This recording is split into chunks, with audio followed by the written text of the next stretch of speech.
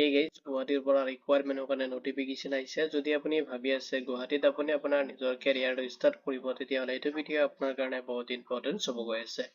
মই আজি আলোচনা কৰিম গুৱাহাটী ইউনিভাৰ্চিটিৰ পৰা ৰিকুৱাৰমেণ্টৰ কাৰণে নটিফিকেশ্যন আহিছে আৰু এইটো ৰিকুৱাৰমেণ্টত আপুনি এপ্লাই কৰোঁতে কোনো ধৰণৰ এপ্লিকেশ্যন ফি পেমেণ্ট কৰিব নালাগে।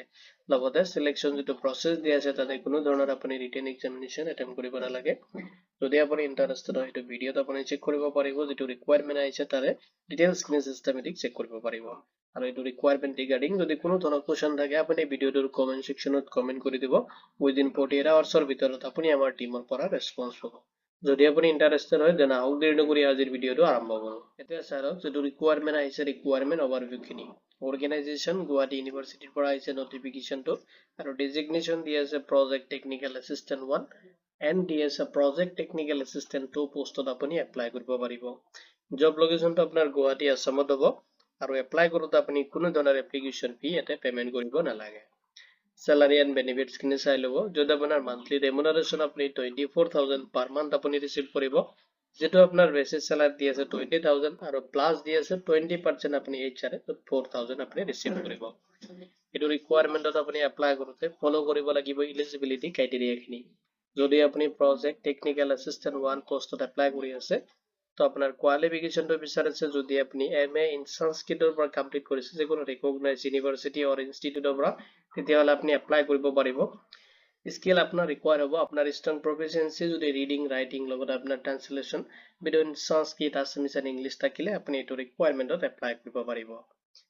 নেক্সট যদি আপুনি প্ৰজেক্ট টেকনিকেল এছিষ্টেণ্ট পোষ্টটো এপ্লাই কৰি আছে, তেতিয়াহ'লে আপোনাৰ কোৱালিফিকেশ্যন বিচাৰিছে আপুনি মাষ্টাৰ ডিগ্ৰী যদি কম্পিউটাৰ চায়েন্স অৰ দি আছে ইনফৰমেশ্যন টেকনলজি মানে IT পৰা কমপ্লিট কৰিছে, লগতে আপোনাৰ স্কিল থাকিব লাগিব মানে নলেজ থাকিব লাগিব।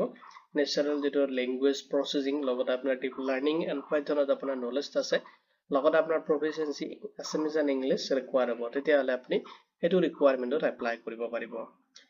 নেক্সট এজ লিমিট দি আছে, আপুনি এপ্লাই কৰোঁতে এজ লিমিটটো ফ'ল' কৰিব লাগিব, য'ত আপোনাৰ মেক্সিমাম এজ দি আছে আপুনি 35 ইয়াৰ্ছ লৈ কিনে এপ্লাই কৰিব পাৰিব।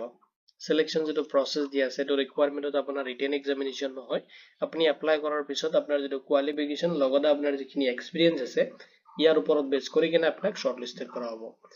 যিখিনি কেণ্ডিডেট আপোনাৰ শ্বৰ্টলিষ্টেড হ'ব আৰু সেইখিনি কেণ্ডিডেটকে ইণ্টাৰভিউৰ কাৰণে মাতা হ'ব। আৰু যিখিনি আপোনাৰ কেণ্ডিডেট চিলেকশ্যন হ'ব, এইটো আপোনাৰ যিটো চিলেকশ্যন কমিটি হয়, ইয়াতে যিখিনি কেণ্ডিডেটক ইণ্টাৰভিউ আৰু কোৱালিফিকেশ্যনৰ ওপৰত বেছ কৰি কিনে এক্সপিৰিয়েঞ্চৰ ওপৰত বেছ কৰি কিনে যিসকলক ৰেকমেণ্ডেশ্যন কৰিব সেইখিনি কেণ্ডিডেটে চিলেক্ট হ'ব। কেনেকৈ আপুনি এইটো ৰিকুৱাৰমেণ্টত এপ্লাই কৰিব? তো ৰিকুৱাৰমেণ্টত এপ্লাই কৰিবলৈ আপুনি A4 পেজ এটাত ভালকৈ আপোনাৰ বায়'ডাটা বনাই ল'ব, য'ত আপোনাৰ educational qualification contact details email ID সেইখিনি আপুনি তাতে মেনশ্যন কৰি দিব। নেক্সট আপোনাৰ ৰিকুৱাৰমেণ্ট যিটো ছাপৰ্টিং ডকুমেণ্টছ আছে, য'ত চাৰ্টিফিকেট মাৰ্কশ্বিট আপোনাৰ যদি এক্সপিৰিয়েঞ্চ আছে এক্সপিৰিয়েঞ্চ চাৰ্টিফিকেটখিনি আপুনি লগতে এটাচ কৰিব আপোনাৰ ডকুমেণ্টছৰ লগত, কৰি কিনে দুটা মেইল ID দি আছে, সেইটো দুটা মেইল IDত আপুনি চেণ্ড কৰি দিব লাগিব। ফাৰ্ষ্টত মেইল IDটো আপুনি নোট কৰি ল'ব, নেক্সট আৰু এটা মেইল ID দি আছে আপুনি নোট কৰি ল'ব। দুটা মেইল IDত আপুনি যিকোনো এটাতে আপুনি মেইল কৰি দিব পাৰে। সেইটো কৰাৰ পিছত আপুনি যেতিয়া শ্বৰ্টলিষ্টেড হ'ব ইয়াতে আপোনাক মেইলত ইনফৰ্ম কৰি দিব। ইম্পৰ্টেণ্ট নোট চাই ল'ব, এপ্লাইৰ যিটো লাষ্ট ডেট দি আছে আপুনি 5 এপ্ৰিল 2026 লৈ কিনে লাষ্ট আপোনাৰ এপ্লিকেশ্যনটো ছাবমিট কৰিব পাৰিব। ইম্পৰ্টেণ্ট লিংকখিনি মই এইটো ভিডিঅ'ৰ ডিছক্ৰিপশ্যনত প্ৰভাইড কৰি দিম, আপুনি তাতে চেক কৰিব পাৰিব। এইটো ৰিকুৱাৰমেণ্ট ৰিগাৰ্ডিং কোনো ধৰণৰ কুৱেশ্যন থাকিলে ভিডিঅ'টোৰ কমেণ্ট ছেকশ্যনত কমেণ্ট কৰি দিব। ভিডিঅ'টো চোৱাৰ বাবে ধন্যবাদ দি কিনে আজিৰ ভিডিঅ' মই ইমানতে সামৰিছোঁ।